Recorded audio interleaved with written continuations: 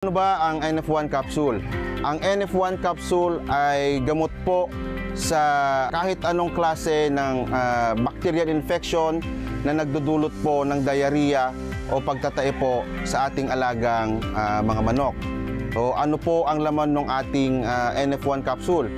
Naglalaman po ito ng trimethoprim at dinagdagan pa po ng sulfadiazine na siyang tumutulong para mapuksa po yung bakterya na nagkukos po ng diarrhea o pagtatae ng ating mga manok. O, ano po ba yung mga sakit na kayang gamutin po ng NF1 capsule natin? No?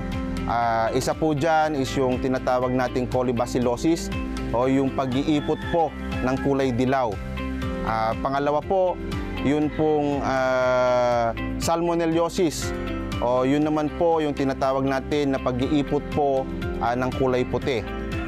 Isa rin po dyan, isang gamot rin po ang NF1 capsule na makututulong sa pagpuksa po ng sakit na fowl cholera o yung pagtatae po ng kulay berde naman po. So itong mga nabanggit kong sakit po na ito ay lahat po yan ay cause po ng bacterial infection. Isa po na makakatulong dyan para pumapuksa natin is yung NF1 capsule.